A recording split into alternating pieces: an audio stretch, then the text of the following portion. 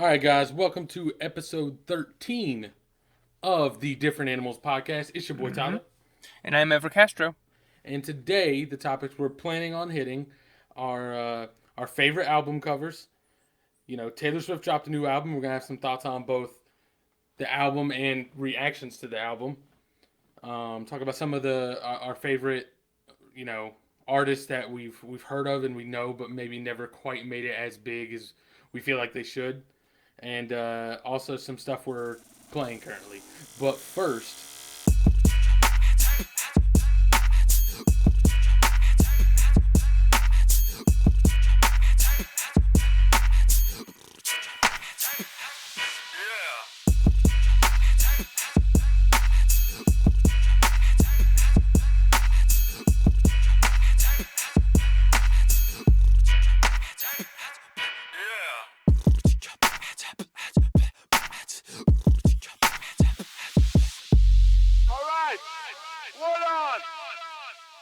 okay, so let's start with what we've been playing lately.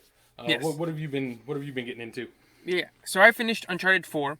And the whole series was great. I've talked about it on here before. It's pretty much been my whole summer. But I actually started Spider-Man, Marvel's Spider-Man, the PS4 one, the one that just came out 2 years ago. Right. So far, I just started it. I'm only a couple hours in, and I really like it. It's like the swinging is super intuitive and like super smooth. The side stuff is good. Like I've been doing mainly the side stuff just to open up the map and get it done and get some perks and stuff. But the story I've heard is very good, and it's solid so far. But yeah, it's good. Have you played it?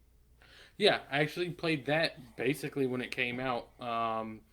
And so before I jump into that though, Uncharted 4 is so good, right? Like it's Yes. definitely the best one of the series and it's fucking great. It's great. I think I still have two at the top, just because two of the set pieces, like there were just That's so true. many, and like the train sequence is still like probably one of my favorite like just sequences in any game ever.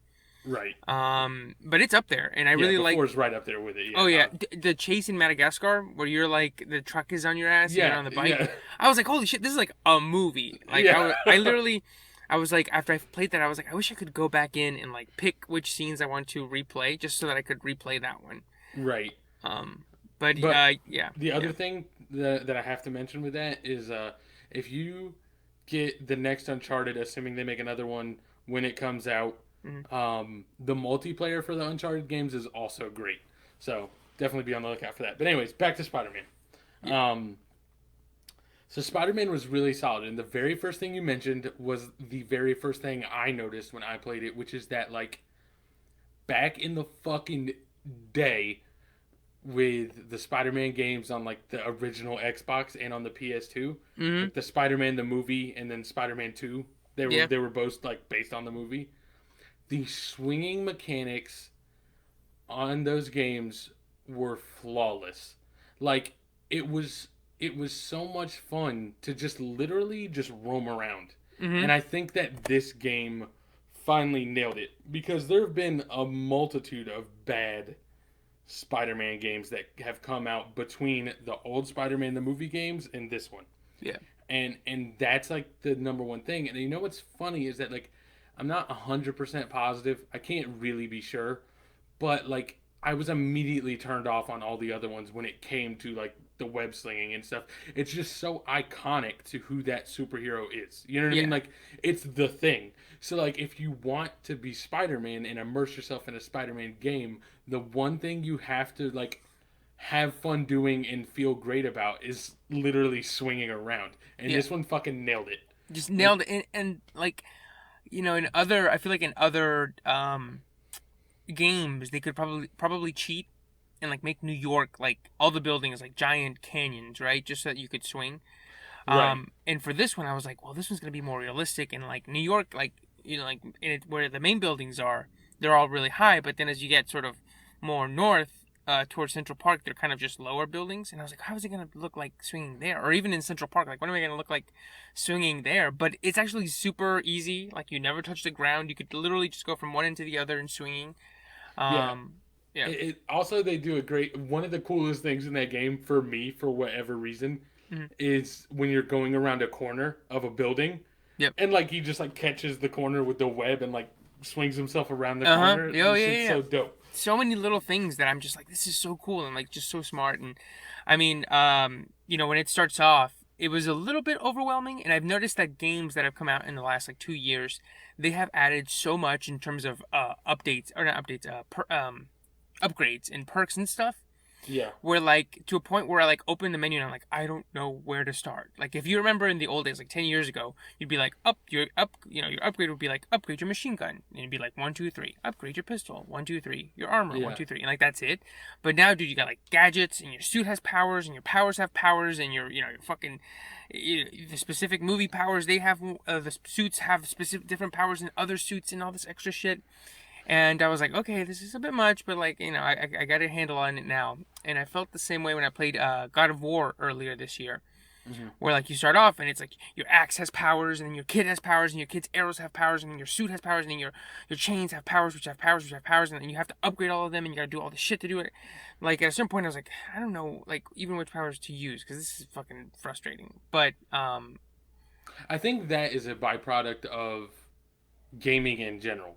Like I think, like we were talking, we brought it up multiple times for different reasons, but I think the logic still applies here, which is that like your first game is your bare bones fucking like this is like we're like just getting the basics down, and then your next game like expands upon everything, and like now we have options, mm, and I think that that also applies to gaming as a whole, where like I can see like if you're not used to it, like you see that section like where the suits do different things and like you have different gadgets and blah blah blah, and it's like kind of like there's just almost too much going on. yeah, But on the other hand, is if like you've been exposed to those different kinds of mechanics in different games, as you like when they all get put together, it doesn't really feel overwhelming because you've experienced all of these at different points, so you're like familiar with it. yeah, And I think overall, I think it's still a positive change because it just allows.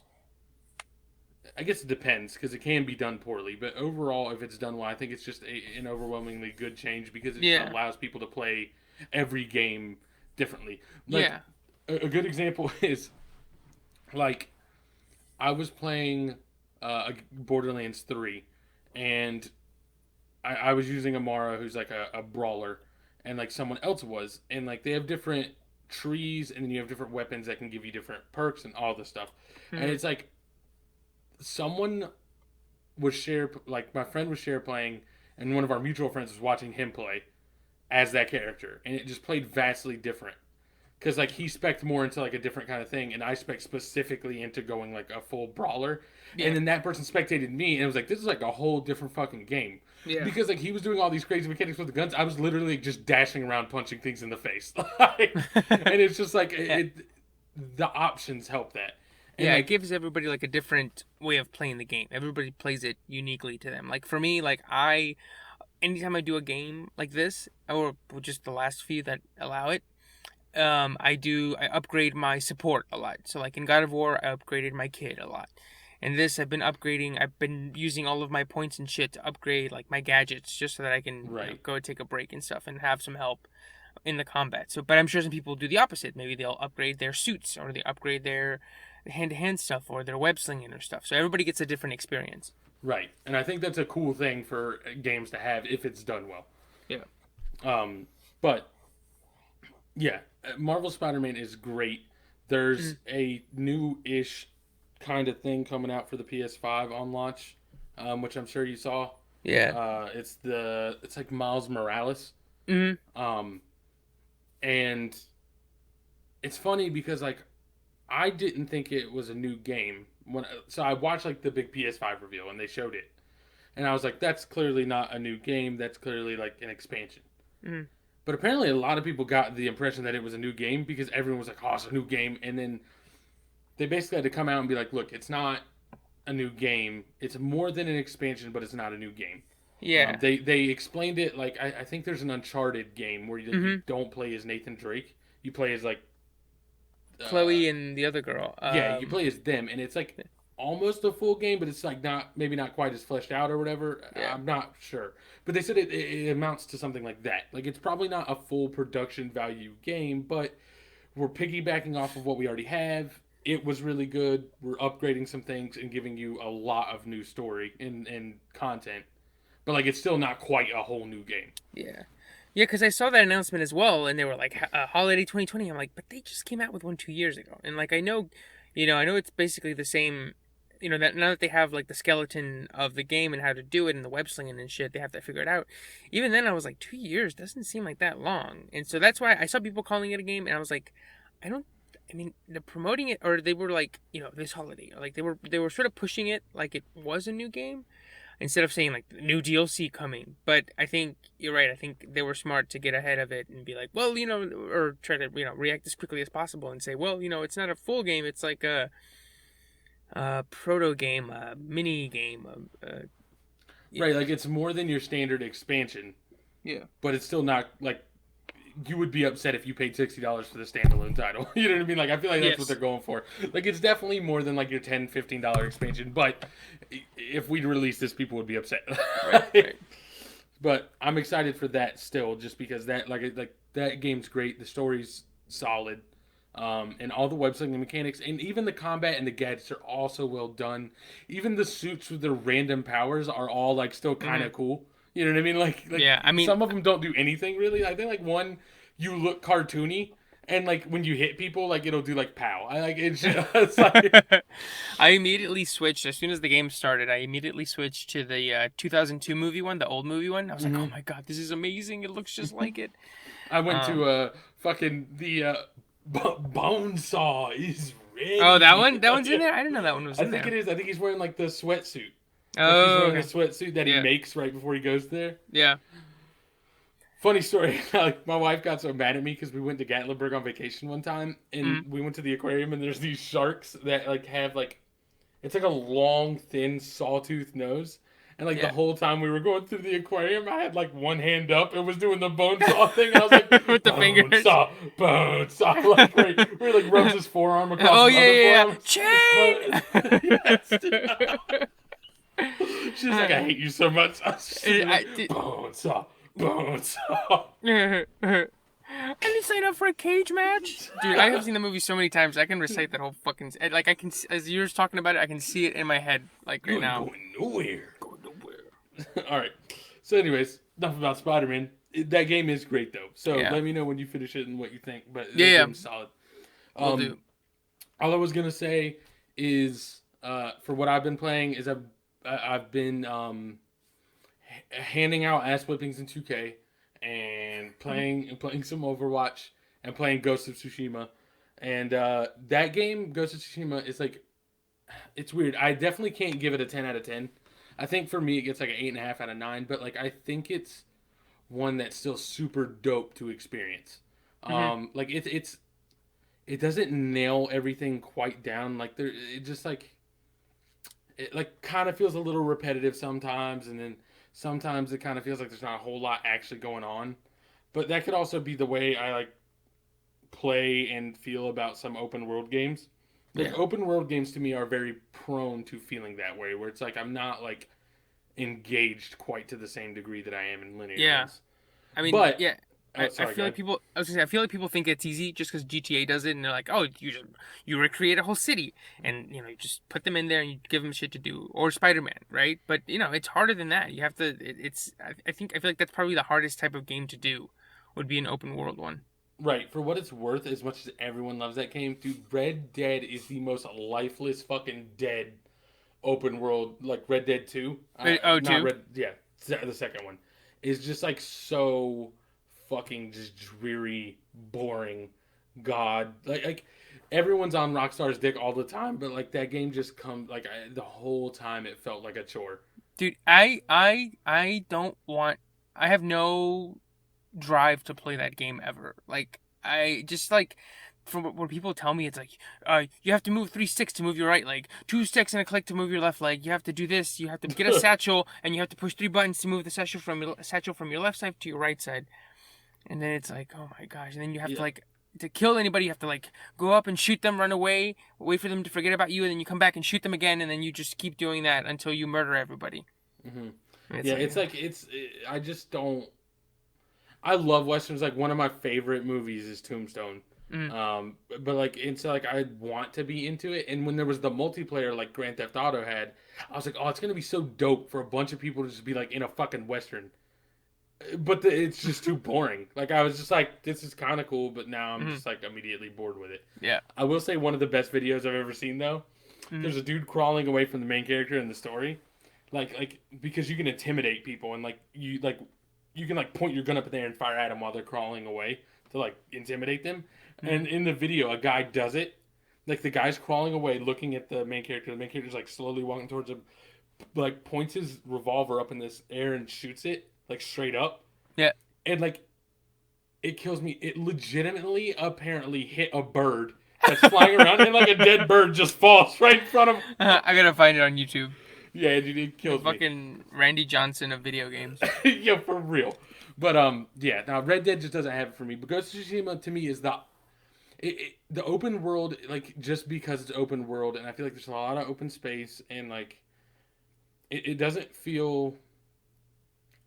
What's funny is I feel like it's boring, but it's not lifeless. It's such a beautifully done game. Like Hmm. the visual aesthetics of it, like they really nail what they're going for. Yeah. Um, it's so well like and artistically done. Um, I think it is a cool experience. That's a game that would be cool to like if you let's put it this way, if you're iffy about paying $60 for it, it Hmm. would still be cool if you watch someone else play it. Like just to Hmm. get the like Hmm. feel of it and see what it looks like and like get what they were going for. Like kind But of Let's Play or something. Yeah. yeah, exactly. Something like that. But that's all I was wanting to get at for now. I haven't finished it. I don't even know that I'm halfway through it. I've been doing a lot of just exploring and catching different things and doing side missions, which could be also why I feel like it's not quite as engaging. And you know what I mean? Like it may just be the way Yeah. I'm playing it. Yeah, yeah, because like that's how I'm playing Spider-Man as well. Like I'm doing all the little side shit first, just to open up the world. That's kind of what I do in GTA 2, just to open up the map so I can see where everything is, get used to it, and then I'll do the story, or I'll try to balance it a little bit more. But with Yeah. Spider-Man, I'm doing just basically all the side shit just to get it out of the way. Yeah. So I don't really know quite how the story's clicking yet, because it's not quite there yet, right? It's just Right. barely starting. Right. So that could all change. I could come back in 2 weeks and be like, "This game's the best fucking thing ever made. 10 out of 10." But Yeah, right now, I give it like an 8.5. right. But that's all I'm playing right now. Cool, cool. So Yeah, what so were you gonna go to? I was just gonna say, just real quick, like, is there a superhero that you want to like a super nice game of? Oh, so what's funny? So you mentioned before we started recording the Batman games, like the Yeah. Batman Arkham Asylum, Arkham City, all those. Those were pretty good at first. I think the last one was kind of iffy. And the Spider-Man game's great. What's funny is there's one superhero. There's two superheroes who have had one actually had a game. The other one might as well have had a game. Um, so like I think a Hulk game would be dope. And he had his own game. It was called Hulk Ultimate Destruction, and it basically Yeah. played like 3D sandbox Rampage. It I was remember. great. And Yeah. like if they brought something like that back, I'd be 100% in for it. Like a Hulk game where you're just fucking like just like even if it was more serious, like just like being able to have the dichotomy of like trying to like fight supervillains and then maybe you go off the rails and you're like Hmm. destroying the fucking city and like trying to regain consciousness as you're doing Yeah. it, you know what I mean? Like I just feel like there's a lot of wiggle room on what you could do with that, and that would be Yeah. super dope. And the other one that might as well have had a game, there's a game that was called Anthem that got dropped by BioWare. They dropped it. It was supposed to be the next big thing. It was supposed to be like overtake Destiny, and like it had all these like Yes. cool Yeah. Yeah. Yeah. mechanics. Yeah. I remember now. Yeah. My brother Mike was talking about it. Right, and then they dropped it. It flopped immediately, and they had like this long like plan, like we're gonna release this content. We're supporting this game for 5-6 years. Like we're gonna do all this stuff, and it flopped, and immediately they just like bailed on it. Like that shit is dead in the water. and Oh, I it's, used to see all the commercials for it. Yeah. yeah, Yeah. Yeah. but that game might as well have been an Iron Man game.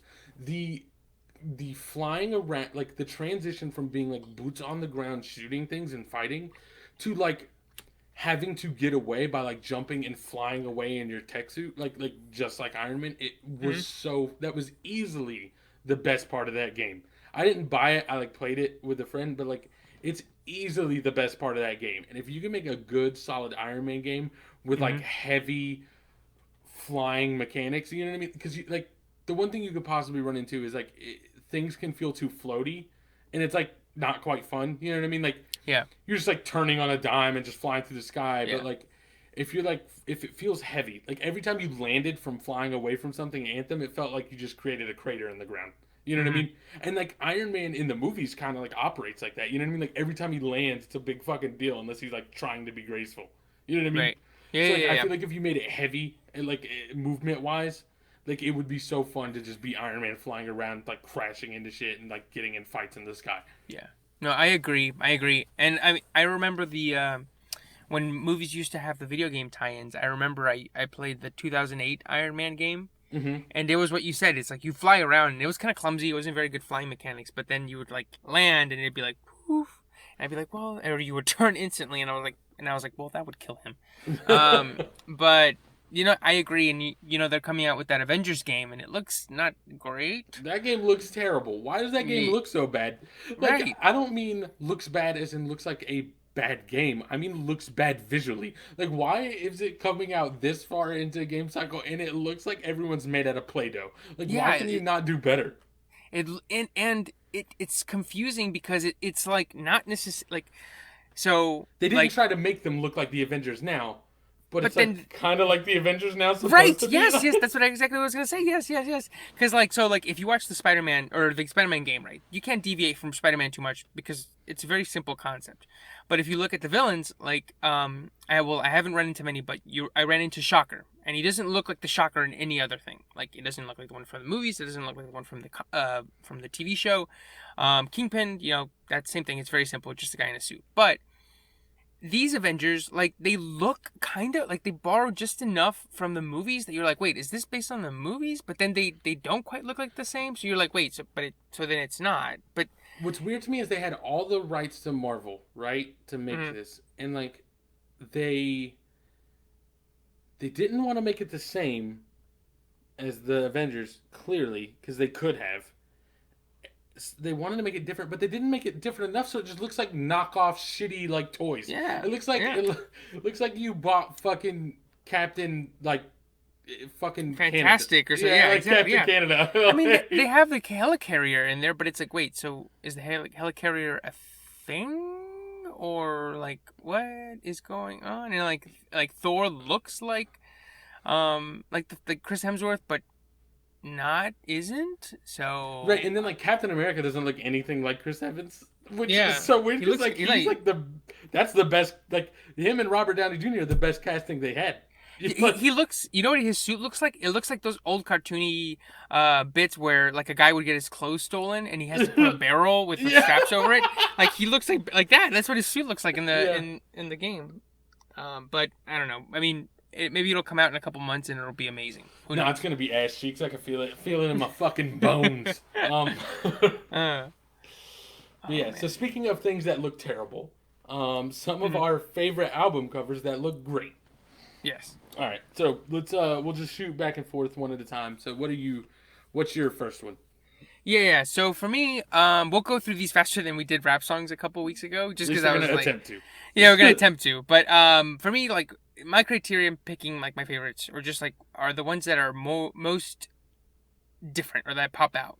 And I did make a decision to not put Twisted Fantasy on here because it would be, um, but we literally talk about that album and those songs every single week. I was so close to putting that on my list, and I was like, I'm not gonna do it. It's like, no, I was I like, can't feel do like it. I feel like it belongs in every list, but this is probably the list it belongs least in compared to the others. That makes Right? sense? Yes. Like, Yes. like Yes. its Yeah. album Just cover, because it's its mostly album art red. isn't that great. I mean, Yeah. I still like it, but it's not that great, so I'm Yeah. leaving it out. For me, like if he would have made the ballerina one the permanent one, that I Yes, think dude. it would have made it. Like I Yeah. think the interchangeability change like sort of hurts it.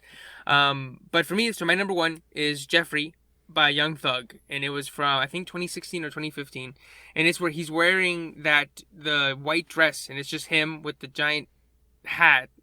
And I think it's awesome, like the white background. I think it's so unique. It's just simple. I remember when it came out.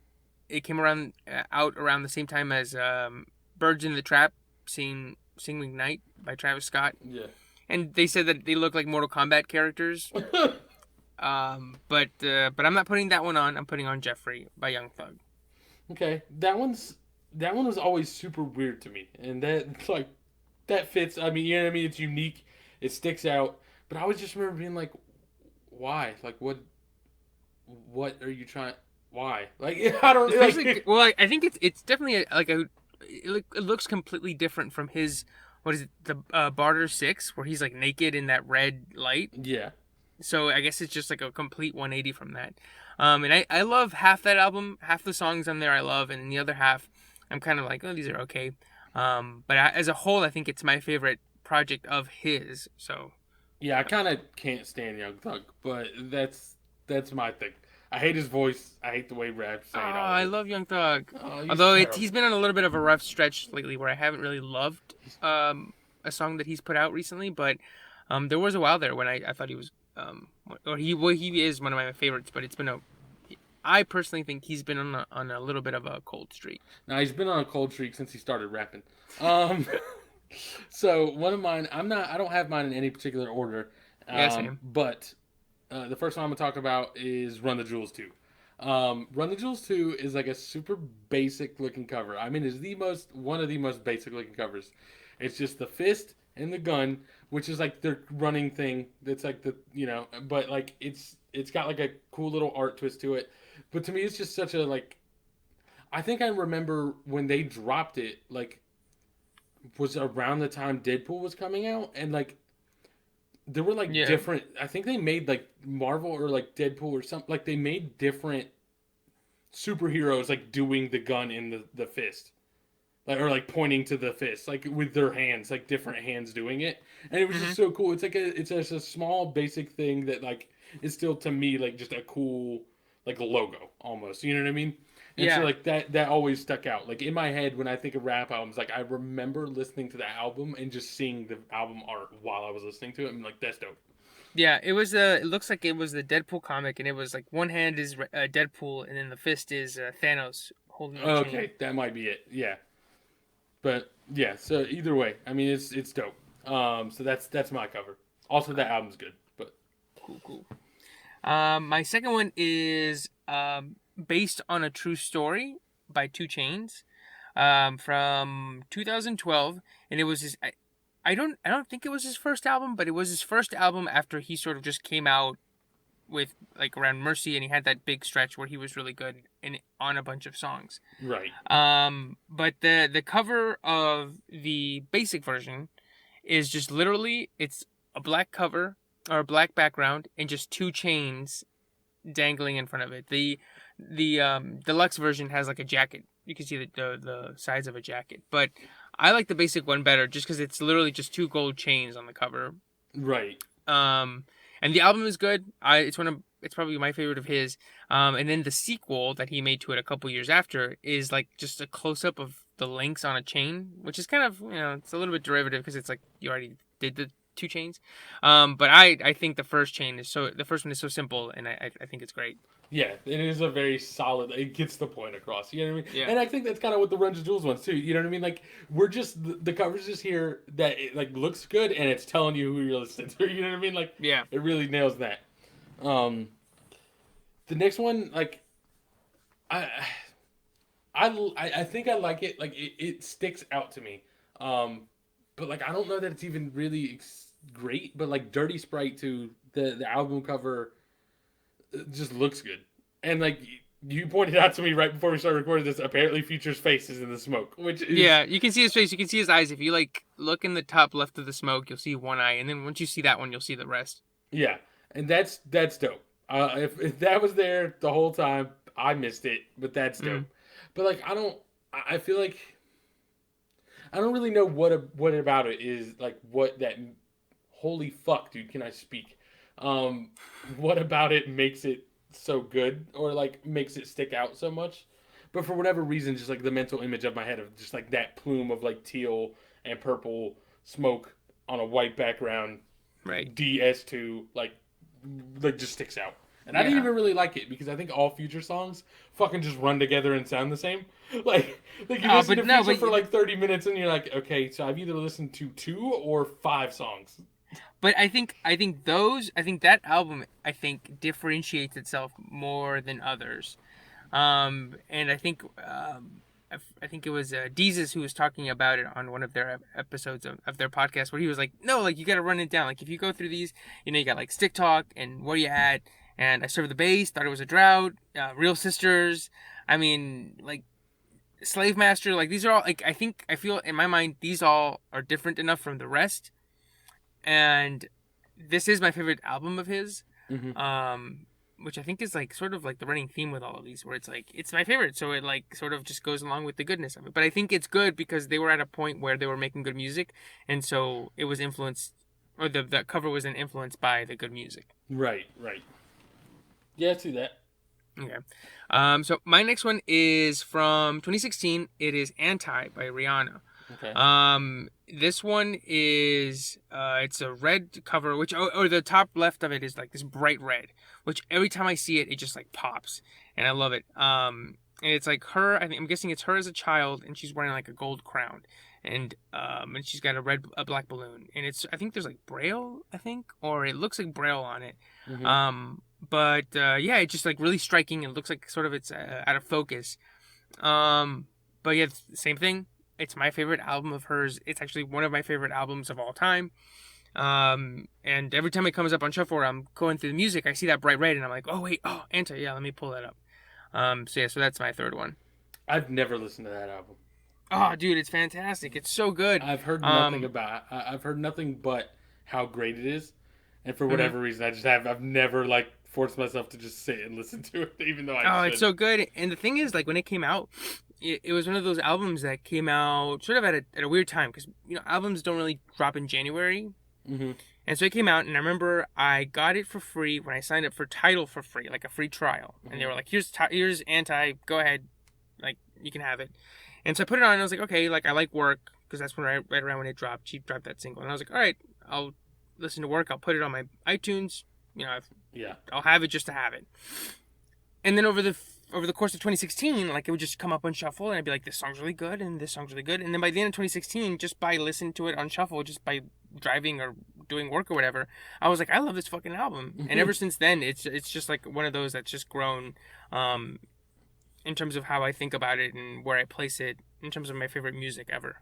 You know what album did that for me? And it doesn't fit into the album cover discussion, Mm-hmm. but what album did that for me was 24 Karat Magic by Bruno Mars. Every song on Yeah, the album is actually fucking great. yeah, right, right. And Yeah. you like, you listen to the ones that are on the radio or the ones that are really, like at plays or that win awards.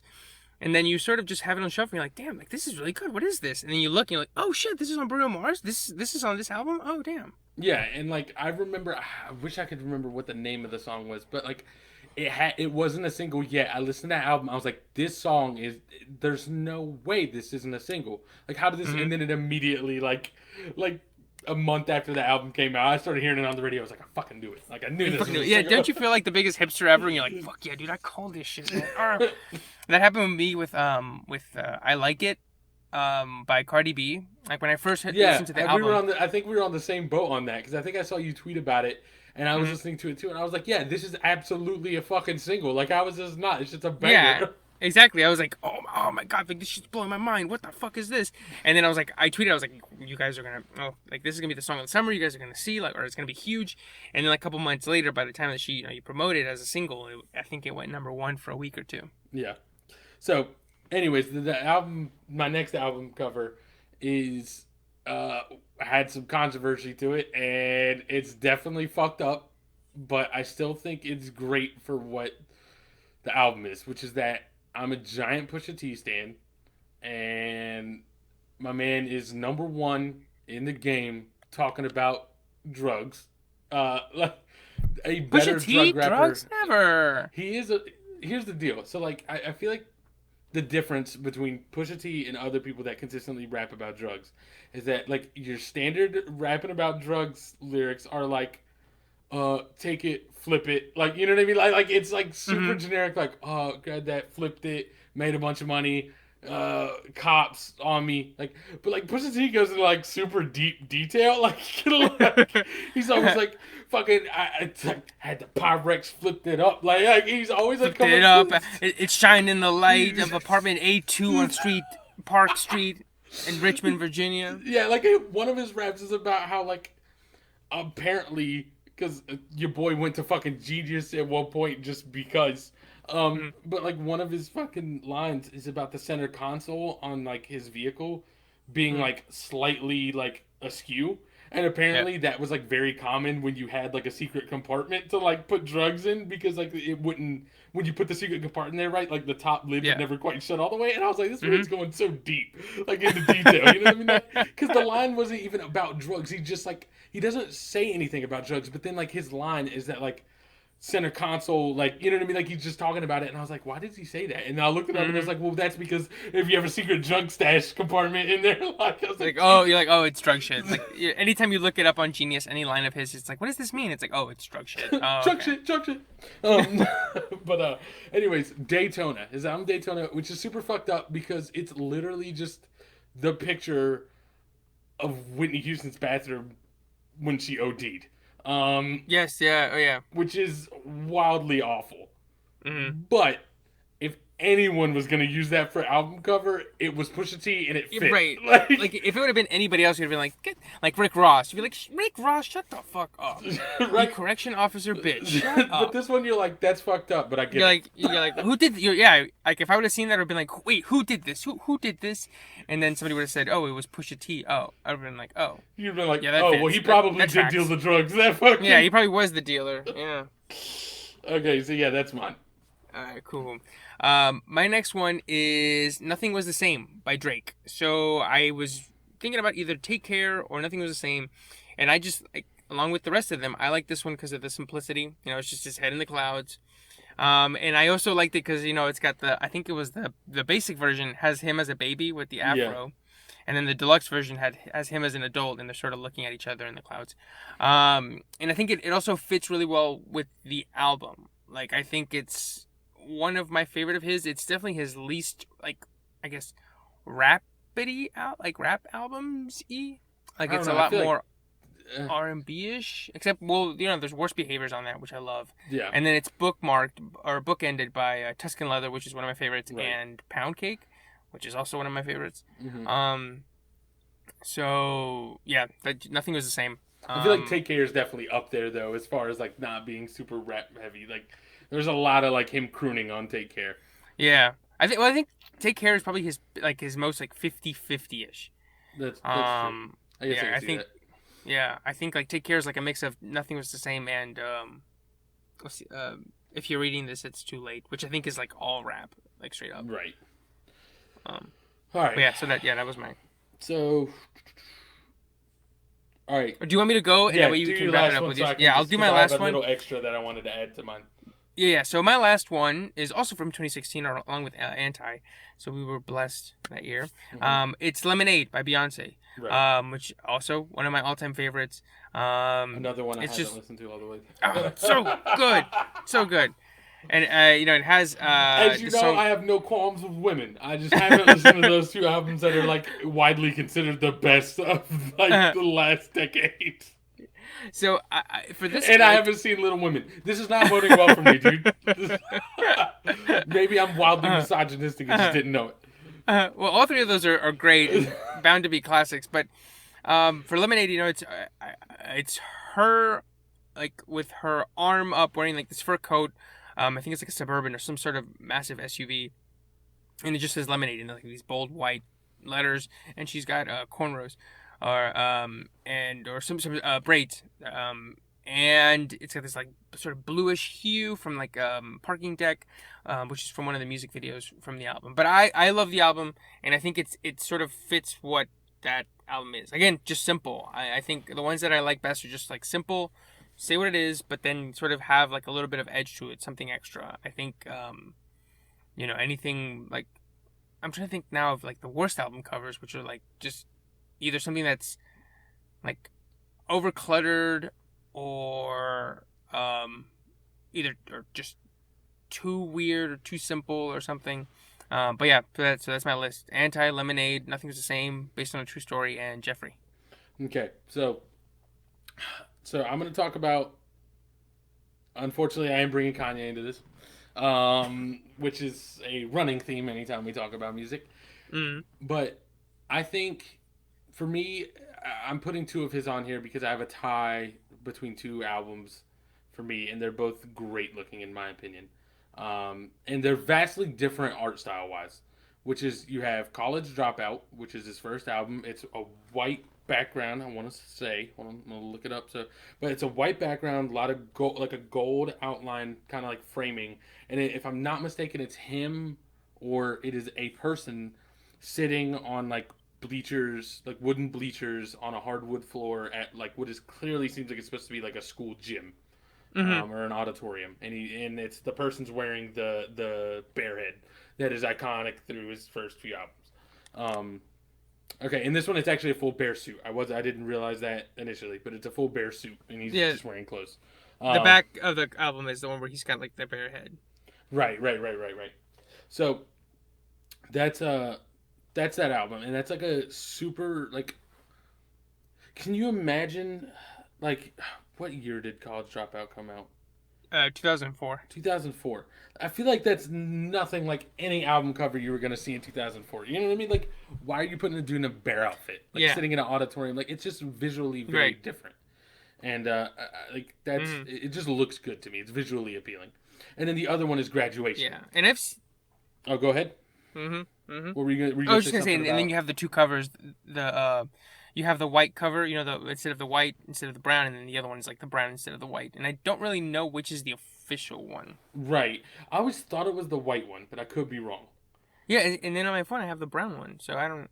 Oh, I yeah, always thought maybe. it was the brown one, so who knows? Either way. Maybe it's like that dress, the fucking Yeah. black or blue We're or looking at white the book same fucking cover. the whole time. Like, no, dude, this is white. But and then my next one is Graduation, and that one's like super, just like bright, sharp lines, and it's got the cartoon bear being looks like fired into the sky by like a laser cannon. Mm-hmm. But like to me, I think both of those kind of like fit the feel of the album. Less so with College Dropout, but the cover of Graduation fits the music in Graduation like Yeah. so well. Like you Like if you see told it, and that's me, what you feel. Like if you see that right. album, you're like, "Stronger" is on this album. You'd be I like, was "Of just course gonna it say that. is." I was like, if you told me which album is stronger on, I'd be like the fucking techno one where he's being shot into fucking neon space. Right. Like that's it, it all fits so perfectly. And my little caveat that I wanted to bring up is that like I remember back in the day reading that Big Ghost blog that I mentioned in an episode where he talks like he's typing out like Ghostface and he's like kind of shitting on Kanye a little bit at the Mm-hmm. time and Mm-hmm. but like one thing he brought up was that like in I guess maybe in My Beautiful Dark Twisted Fantasy, but I'm not positive. But like, as egotistical as everyone says he is, right? Like, and he very clearly is. Like he's an egomaniac. I think we can all agree on that. Mm-hmm. But like, as egotistical as he is, he has always still like. It seems like he's always, maybe up until recently, put the art in front of that somehow. Like as Right. much as an ego, like crazy fucking psychopath he is, like the art of his music has always seemed to be first.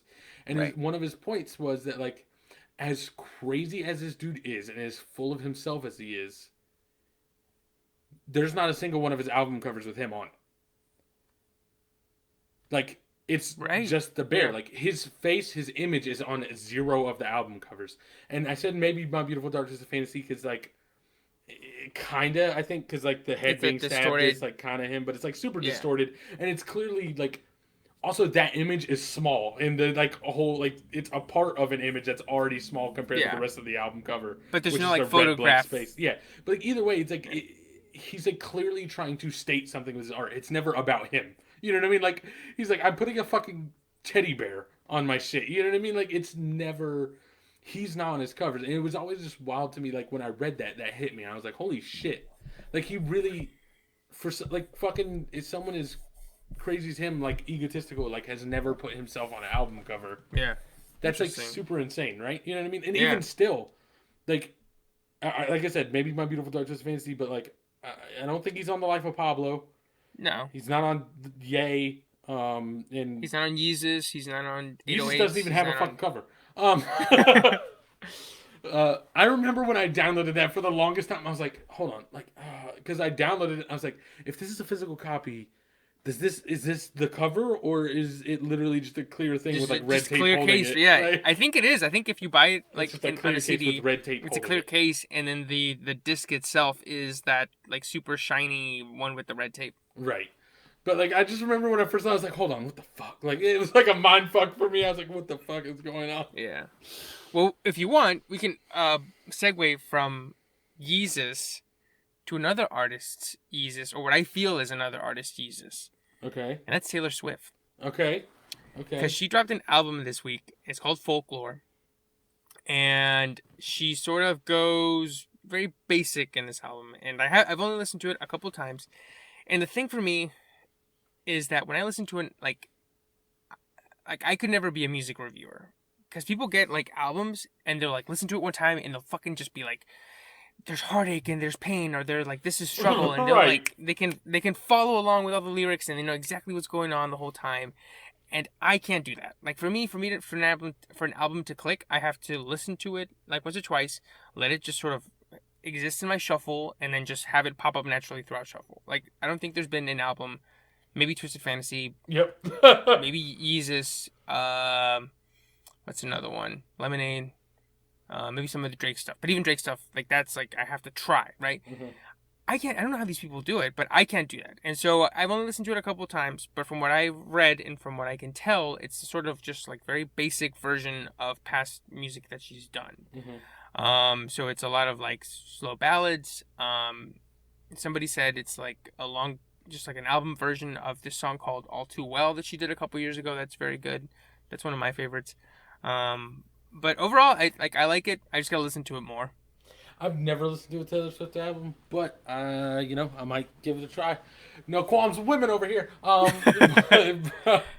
I haven't until like I listened to her last two albums like in terms of like listening to them, but before then it was just kind of like how I talked about Jay-Z songs in the past, where like if they were hits or singles, I would listen to them, or I would just have them in my mind from existing in the world, like right. like Shake It Up or Shake It Out, Shake It Off. Sorry, and what are some other ones like that one was huge. Her country one. The country ones like Love Story, or You Belong With Me, like you know, like shit that you just sort of hear just from walking through the gap.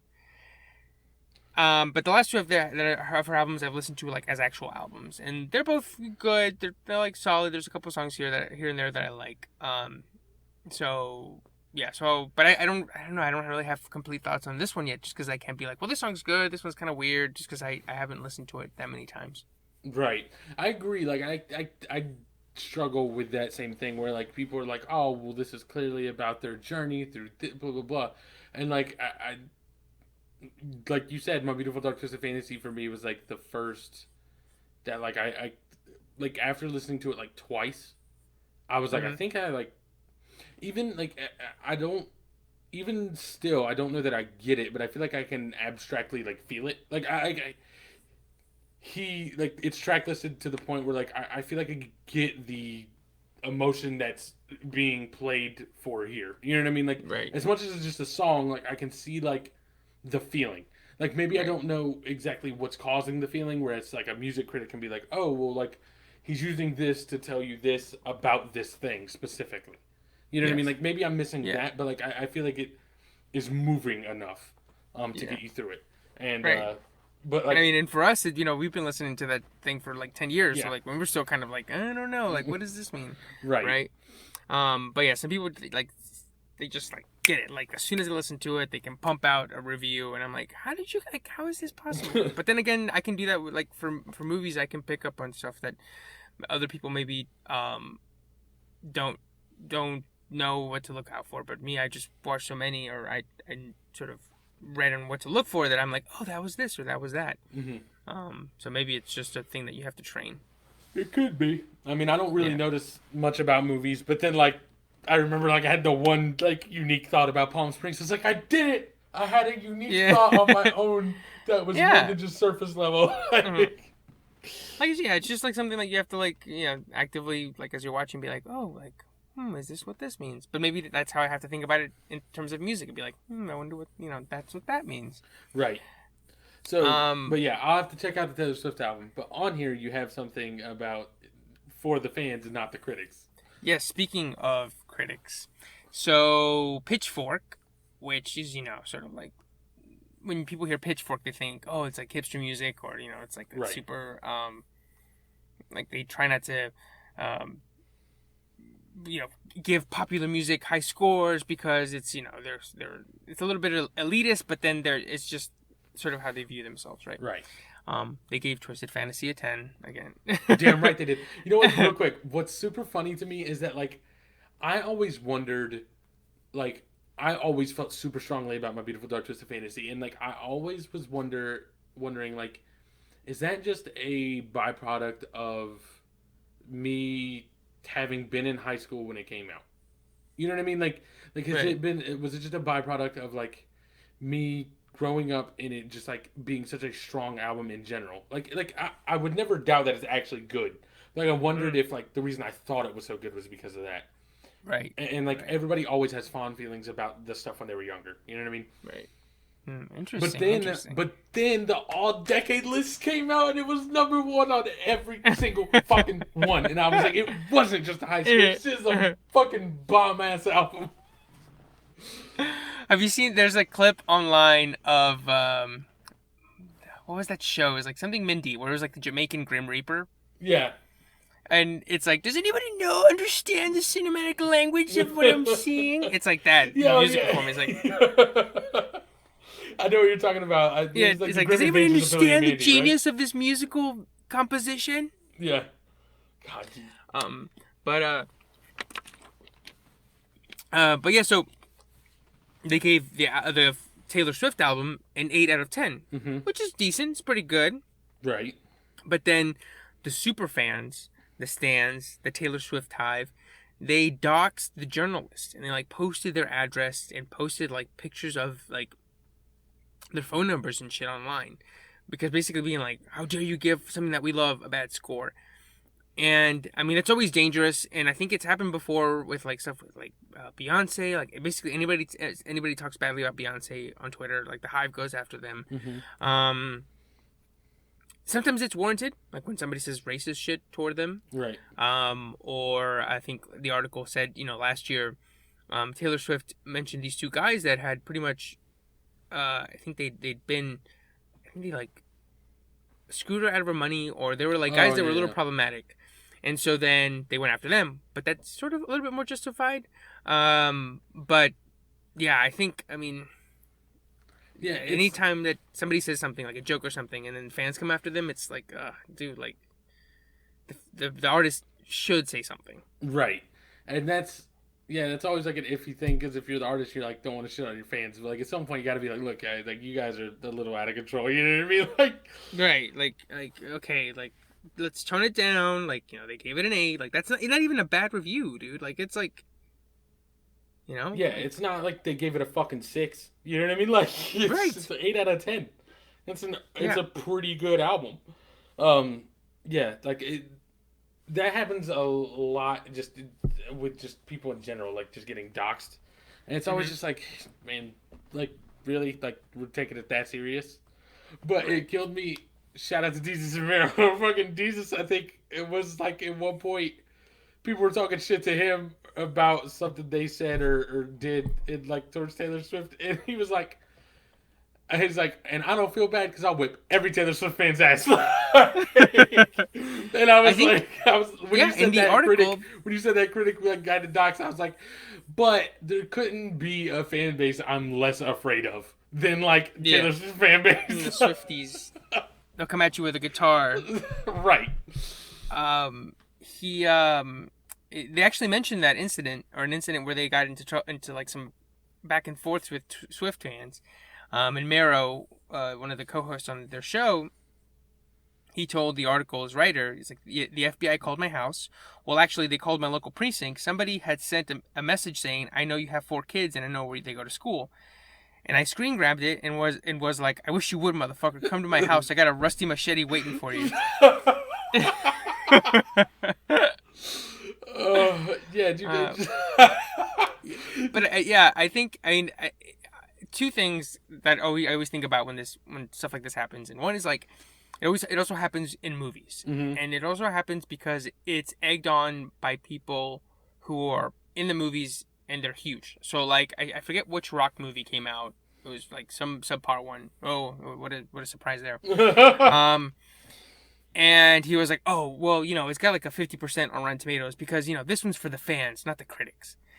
And then everybody's like, yeah, fuck those critics. And it's like, well, like, no critic wants to hate a movie. Like, nobody wants to go into a movie and be like, oh, I can't wait to hate the shit out of this, To me, right? it's the logic of the cancel culture thing. It's like, I don't want this to be bad. I would prefer everything.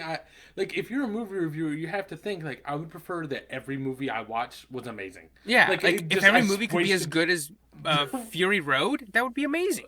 Right. I don't want to watch bad movies. Yeah. But so that's one, and I'm like, come on, Rock, and he knows better. And I think Lizzo got some shit last year for something like that, where she said something about like, well, the real fans, they know what we're talking about, not these fucking critics. And then and then they end up adding every single critic, like, right. So that's one, and then two is that the aggregator tools are so helpful, but they're also bad because people use them badly, right? Right. So I never got people who... Well, I don't understand when people say, shut down Metacritic, shut down Rotten Tomatoes. Because they're just the tool. It's how people use them. And I use them... Sorry, go ahead. Yeah. No, you go ahead. Oh, like when people go, well, it's got a 90%, that, it doesn't mean it's great, or like, they don't know what they're talking about. And I'm like, well, it's not... Rotten Tomatoes doesn't give a good or bad. They just aggregate whether a critic thinks it's good or bad, or they enjoyed it or didn't enjoy it, and then they just go, well, here's a number, and if this interests you, then hopefully you'll make your decision to watch this instead of that. And same thing with Metacritic. But now, if something comes out in Metacritic and it's got like an 89, the fans go nuts and they bombard it and they go like, how dare you not give this a 90? Like, it's supposed to be, universal acclaim. What's going on? Yeah. And then in the reverse also happens when something like The Last of Us 2 or The Last Jedi come out and people hate it for motives or for reasons that are not the movie's fault, or like that aren't based in what the game is or isn't, and they're bringing in their own shitty baggage. Right. They bombard them with zeros. Right. But what kills me is we had this discussion once a while ago, but it's just like, I remember getting an argument with somebody where he was talking about how like Rotten Tomatoes scored this poorly. Yeah. And he's like, Rotten Tomatoes doesn't matter. He's like, they gave this a bad rating. And it's like, no, they don't give ratings. Like, if 10 people, if 9 out of 10 people are like, this movie sucks, then Rotten Tomatoes will give that movie a 10%. Because the one person said it was good, 9 people said it sucked, it's a 10%. Right. Now, like, theoretically, you could... and maybe I'm misinterpreting exactly how it works, but I feel like you could say that, like, just because a movie's 100% doesn't mean it's better than a movie that's like a 95%, because I think theoretically, like, if everyone said this was like a fucking 8 out of 10, you know what I mean? Like, that would still rate 100%. Because everyone's like, this is at least good. Yes. If everyone was on board and was like, this is pretty good, like, it would be 100%. Yeah. But, like, maybe there's a movie that, 6 out of 10 people think it's a 10 out of 10 and everyone else thinks it's like a 4 or 5. And maybe that movie to you is better. Mm-hmm. But, like, all it's doing is just literally just putting together people's scores and doing an average and displaying it to you. Yeah, just shoving it in your face being like, here, dumb monkey. Like, look at this. These are numbers. You make sense of it.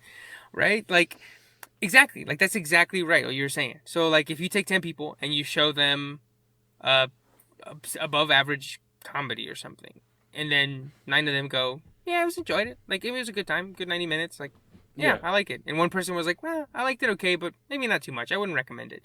That's a 90% movie. But then if you have one where 7 people are like, that was amazing. That was one of the best movies I've ever seen. It was bold and it went crazy places. That And I love and it. then you had three people like That me that were like, hated I it. can't stay awake through Star Wars. This movie sucks. Right, like yeah, exactly. Yeah. And so then that's a 70% movie. But that doesn't mean that one is better than the other. It just sort of goes, here's sort of the general consensus. And Yeah, that's why you have that's to what like, it's for. Like right. like that's why I always thought it was weird that the line for fresh versus rotten was like such a low number. Like the like fresh is I think just above 60%. 60. Yeah, it's And 60. and then like the more I thought about it, I was like that kind of makes sense because like 60 means there is a majority, whether you're a part of that majority or not. Like there Hmm. is a majority that thinks this movie is worth watching. So Right. this is fresh, even if it's not. You know what I mean? Like even though it's only 60, like it still means there is a crowd of people that this movie's for and is good for. You know what I mean? It's like that's what it does, and like but people just fucking freak out. Right. People freak out so easy. Freak out. And like for movies, I use Rotten Tomatoes, and even then, like if I'm trying to look for movies, I'll go, oh, this one has 80, this one has 90. I'll go like, let me read the reviews, and I'll like read the little snippets, and then some people are like one of the best, or they'll go, this movie does its job. Like the movie, I watched this movie called Brittany Runs a Marathon this weekend. I think it's got like a high 80s or low 90s, and it Hmm. was good. Like I liked it. I ended up giving it like a B plus, basically, like like whatever like 7 out of 10, basically. Right. But I think that's what most people gave it. But it's high because there's I can't think of a world where people, or I guess Hate I it. could hate it or straight up hate it. Same thing with like Palm Springs. Like I can't see a person hating Palm Springs, or at Right. least not Fuck enjoying this some movie. part of it. Like how Like fuck, I hate like you fucking can't time. feel that strongly. Yeah, I hate There's a time. continuity error, man. He had his hat on that way in one scene, and then when he flashed back, he had it another way. Like, He just so, walked into a cave. yeah, it's like Fuck. that's bullshit. Bombs don't do that. That's not how bombs work. And so, yeah, I think like that's just part of it. Like you just have to sort of take in everything. Be like, all right, what am I looking for in something that I'm watching? And is this something that everybody just likes just because it's impossible to not like, right? Right. Yeah, and so for movies I use Rotten Tomatoes. For music and games, I actually use Metacritic, which is a little different. So Rotten Tomatoes takes the, yes or no average, but Metacritic Right. takes the average of what the people give it. Right. So I think there's Metacritic can be a little more volatile and just yeah. generally like down on things. Yes, yes. Yeah, I mean I've sort of come to just anticipate that. Like if I see a movie has like an 80% Rotten Tomatoes, it's usually like 60 or 65 on Metacritic. Right. It's And very it's rare because when if you give it an 8 out, like as much as like I was saying, like if 9 people give it an 8 out of 10, it's a 90% on Rotten Tomatoes. But if 9 people give it an 8 out of 10, and then a person gives it a fucking 2, like that's gonna drop it to like 7 a or 6 70. something. You know what I mean? Or Yeah. like a high Yep. 60s, Right. and that's just really one bad review. Right. But like Yeah. because you're using the actual numbers, that's what happens. Yeah. And the reason I use that for TV shows is because they break it down by seasons, and I feel like Rotten Tomatoes Yeah, I is remember Rotten Tomatoes. Like it seems, I don't know what the fuck goes on with the TV shows on Rotten Tomatoes. Like I feel like everything is I was high. I was watching a show. Uh huh. My wife watches a show called The Vampire Diaries, and I was watching it with her just so we had something to watch. I was like, "This shit is terrible. This shit is absolute ass cheeks." And she was like, "No, it's good." I was like, "Nah, it's really bad." And I looked it up on Rotten Tomatoes, and it was like 100%. I was like, Right, "There's no dude. way, dude. Yeah, There's TV. like one. There has to only be one review. Like, Rotten like what Tomatoes' TV happened?" shit is all messed up, dude. Everything has like a 90 or 100%, and if a show has a 60, I know that show is dog shit. Because to get a 60 on Rotten Tomatoes, you must have killed somebody's puppy, man. Like, you must have done something terrible to a reviewer. But Metacritic, I think, is a little bit more. It's better because it's movies. It's simple. It's just 2 hours, yes or no, boom, or like enjoy it, not enjoy it. But shows are a little bit more complex. Where like maybe I don't like a whole series, but I can find things I do like. So maybe I'm more likely to give something a 50. But then on Rotten Tomatoes, it's like it's a 0. 100%. Yeah, it's like yeah, yes, you didn't. Either you're the monkey that pushes the lever that gives a thumbs up or thumbs down. So. Right. But as a whole, I think they're good tools. I just think people should not use them to be the barometer as to whether something's good or not, or whether they want to watch something or enjoy something or not. Right. Yeah. No. People like live and die by those too much, and then also like feel so strongly about them if they Mm-hmm. disagree. Like, Yeah. it's okay. Not everyone has to like everything you like, and you don't have to like everything else everyone else likes. You know Yeah. what I mean? Like, it doesn't have to be that way. You can be Yeah. your own human. Um, Unless you don't like Twisted Fantasy, in which case you get right. fucked. Right, you're wrong. You're just wrong because every single list, number one in a decade, dude. Fuck you, the album's GOAT, best I was album gonna of my lifetime. when you were talking about your high school, like you were like, should I, was it that I was in high school and stuff? And I was literally about to say, like, dude, like just save that for November when we do our our super episode where we recap the Twisted Fantasies 10th anniversary. Yeah, just as so everyone knows, you are 100% getting an episode that might be 2 fucking hours long. That's just us talking about only that album. uh, I mean, dude, shit, I'm down, dude. For Yeah, November, get ready. We have that to look forward to. yeah. You're either gonna tune the fuck in, or you're just gonna skip right over that son of a bitch. There's no in between. You either are gonna listen to it, or you are not gonna give a fuck. And I'm cool with that. I'm Yeah. willing to make that sacrifice. Mm-hmm. Definitely, definitely. So, going from things that shouldn't be a barometer for success, let's talk about, like, or maybe not success, sorry, a barometer for quality. Mm-hmm. And I'm going to use success as something that's not always a barometer for quality. And Yes. for me, my example is going to be that Young Thug's terrible, and he's popular. But, but I specifically was wanting to talk about, like, if there's anybody you remember listening to and, like, thinking, like, this shit's so good. And, Mm-hmm. like, then, like, it never really went anywhere. And you're just Yes. like, what happened? Like, to me, like, for me, it was like this one guy. I was like, everything's there.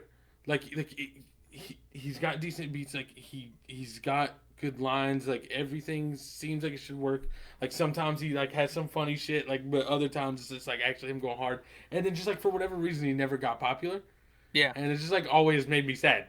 I was like, he could have been the next big thing. Like what happened? Like, Yeah. So like for me, it probably would have like I have never been a very good small artist follower, just because I don't know, like it's always been just like I've been focused. Like usually, if I'm into a person, it's because they're already big or like they've just been right. stuffed in my face. Like Lil Wayne, I'm like growing also up, Lil in the Wayne, same. Drake, Kanye.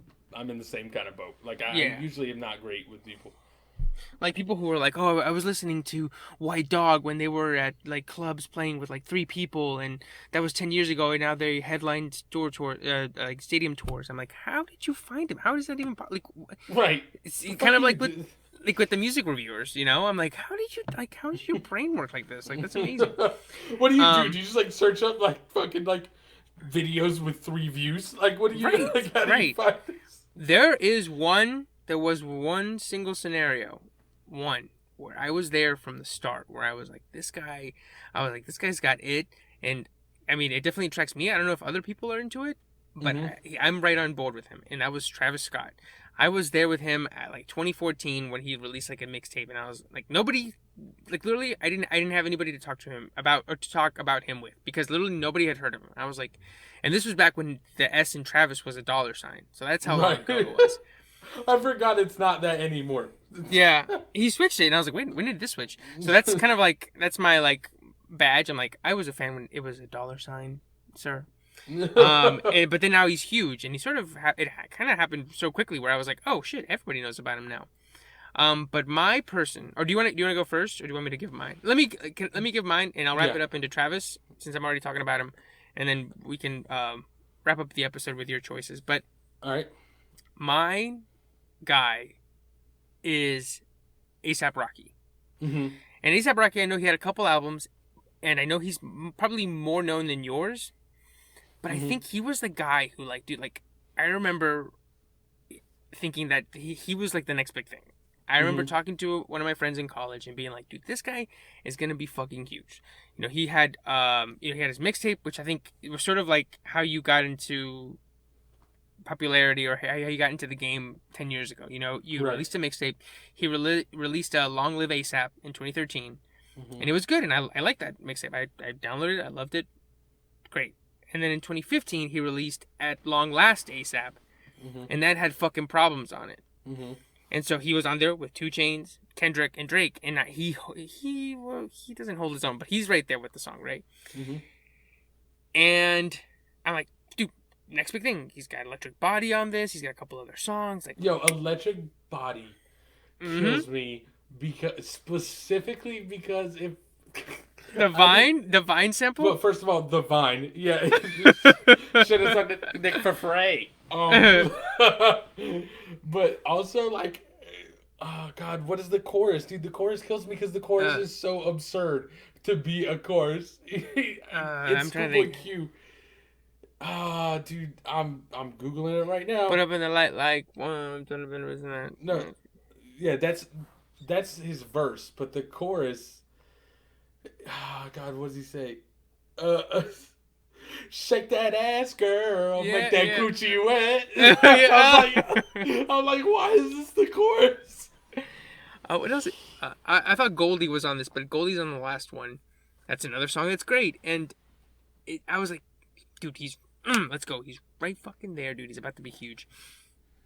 And I remember back then on Twitter, people would make jokes about like, here's the brand version, here's the Walmart version, and the brand version was A$AP Rocky, and the Walmart version was Travis Scott. I remember, I was Right, there. I do remember that. I remember, I was there on Twitter when that happened. Looking back is weird because I don't think they're even remotely trying to be the same. I just think they both were like skinny black dudes with like the little braids. dreads, right? Yes. Yeah. And that's why the little braid dreads, they just kind of look the same. People were like, "Oh, this one's the Grey Valley version." And the thing I tweeted about, or I've tweeted about this before. The thing is, somewhere around 2016 or 2017, there was a day where A$AP or where Travis was A$AP's poor man's version of it, and then the next day it switched. Right. And A$AP was the poor man's version of Rocky or of Travis Scott, and I want to know what day that was. I want to know what day it tilted the other way because now A$AP is the poor man's version of Travis Scott.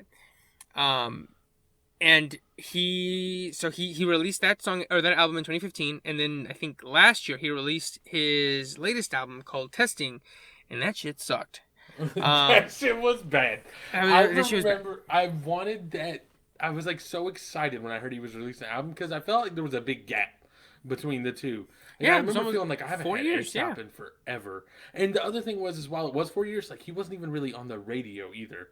You know what I mean? And I was like, oh, I'm so excited. And like I hit play, and I was like, the first track, I was like, okay, well, it's the first track. Let's give the second one a try. And I remember getting like 4 tracks in and be like, I think I'm good. Maybe this is why I haven't put out music in 4 years because it's all bad. It's that fucking picture of like the translator taking off his headphones. He's like, oh, and he's like disgusted. And I also think it's just about the fact that he just didn't put out music in the time that those 2 albums came out. Because in just the time that he released At Long Last A$AP, Travis Scott released Rodeo, Virgin the Trap, Astro World, and yeah, that's it. So he released 3 albums in the time that A$AP released 1. Yeah. Or any. And I mean, I know, like you said, the music isn't the same, but I just feel like for me, it was like, he just like, I don't know where he went, and he just kind of stopped making music. And he was on a couple of Tyler the Creator songs, but yeah, now he's kind of like, I don't know. I feel like if you talk to people now, like, hey, have you heard, A$AP Rocky? They'll be like, the guy from like 3 or 4 years ago? No, I haven't. Congrats. I haven't. You're like, oh, you're lucky. Huh. It's like you didn't have to experience the last season of Game of Thrones. Yep. But so yeah, mine is one that I was with from the beginning. At least maybe not from the very beginning, but very close. And it was Tyler the Creator, and then but he made it, right? Like Tyler the Creator made it. Yes. But on the other hand, like me being on his boat and him being good, like tuned me into like all the kind of people around him, that were a part of that Future Wolf gang, and so like the 2 main ones. So one of them like almost made it, like kind of like A$AP, like it was almost mythic, which is Earl Sweatshirt. Like Earl Sweatshirt at the beginning of Tyler the Creator, like the actual background story I think is that like I don't know if Earl was getting into trouble or Earl's not his name, but I'm just gonna say that because that's his rap name. Mm, But like I don't know if he was like getting into trouble, but like maybe his mom just thought he was like it was a bad influence. So like she put him in another like a boarding school maybe, mm, and like he was kind of separated from his friends, and like so all the time you'd hear Tyler the Creator like in his songs be like free Earl, and like the thing is like he kind of had like the Eminem thing where like everyone was like, oh, this dude's here for the bars, and like mm, he had like a couple songs that were out before that happened. So like you could go listen to like Ass Milk is one of them, which is just a gross name for a fucking song, but like it's like a lot of just like shock value rap, but the bars are there. You know what I mean? So yes. it's like Yep. you were like, oh, dude, this dude like he's hidden away. We can't have it. It's like epic, like mythic. You know what I mean? Mm, Like the mm. holy grail. And then he came back and he had Hive. I think was maybe the name of that first album, or maybe that was just a song on that album. I can't remember the name. Maybe the song, the name of the album might be like My Name Is. I can't remember. But his first album, um, it came out and Doris. Yeah, I think Hive Doris. is. Yeah, Doris. Hive is a song on Doris with Vince Staples, I think. Yes, with Vince Staples and KC Veggies. Okay, so like that album was actually really good. Like Mm, it was so good. And then like the next album wasn't great, and then the next album was terrible. And it was like, oh, it was like it was so close. Like he had like such hype. Like he was on the hype train right. because like he was associated with Tyler, who was blowing up like for real. Mm-hmm. And like and you had evidence that he was good. You know what I mean? You were like, nah, look, we have like these like three random weird songs that are like really easy to find, and like he kills it on all of them. So you're like so ready. And then the first album came out, and you're like, that was pretty fucking good. Like, when once he gets rolling, we're set, and then it like never really happened. And what's funny is, because I'm so bad with like, I never find the new guy. You know what I mean? But like, Mm-hmm. Mm-hmm. because of Tyler the Creator, I was like in that whole group, and there was another dude who never even really like in the group seemed to get as much credit. Like, I would say the big people in the group were like Tyler the Creator, Earl Sweatshirt, and like Haji Beats were like the Yeah, big names. But like, and I feel like each one is like very far from the other. right, they're all vastly different. Yeah. But there's a dude named Damo Genesis who like first of all has the best verse on Rella, which is the most insane rap music video I've ever seen in my life. Is it the one where he's the Minotaur? Yes, Tyler Yeah. Creator's the Minotaur. Or no, not the Minotaur. He's the Centaur. Centaur, sorry. Yeah. But yeah, and it's just like that whole fucking thing is so weird. But he's got the second verse, and I think his is the best. And he has one of my favorite lines ever. And I don't know why, like, every time I hear it, I'm like, oh, and like the line's not even like hard, but like I Mm-hmm. still do it. But like I think he ends his verse with like, under pressure, we just stand in the middle like hula hoops. Like I was like, that's so dope. Like, Uh-huh. Uh-huh. but then he came out with another mixtape later called Under the Influence 2, and he's got like the thing with that one was that like all the songs weren't really my thing, but like he's got three or four on there where it's like just so like undeniably good to me. You know what I mean? Like I feel like if you put this on the radio and got it in front of enough people, it would have no choice but to take off. You know what I mean? And it Yes. just never got there. Mm-hmm. Like, and I just was so depressed. You know what I mean? Like, I Yeah. would tell people like, "Oh, you gotta listen to this," and like they listen to it, like that was dope. But then like I could tell there was no like drive to go listen to the rest of it. And I was like, oh, Mm-hmm. like every time, Yeah. felt like I was let down. Yeah. But No. Yeah. Like I've said before, I didn't really like early Tyler, so I didn't really listen to early Odd Future. So, but right, I do have a couple songs from these guys, and I have listened to them before, including Rella, because that music video is great. mm-hmm. And actually, you saw Earl Sweatshirt. You and Sean came up to see Earl Sweatshirt, right? Yep. At UNC. At the Yeah. UNC, it was homecoming, maybe. Yeah. Yeah. Yeah, Yeah. yeah. I And Vince Staples, which Vince yes. Staples is now bigger than Earl Sweatshirt. Bigger than Earl Sweatshirt. Yeah. Every time somebody puts on Twitter, they're like, "What's a concert you've been to where the opener is bigger now than the actual act itself?" That's what I say. I say I saw Vince Staples open for Earl Sweatshirt. And actually, funny enough, I actually picked up Vince Staples for that concert. Because I was part of the organizing committee or whatever. Oh, okay.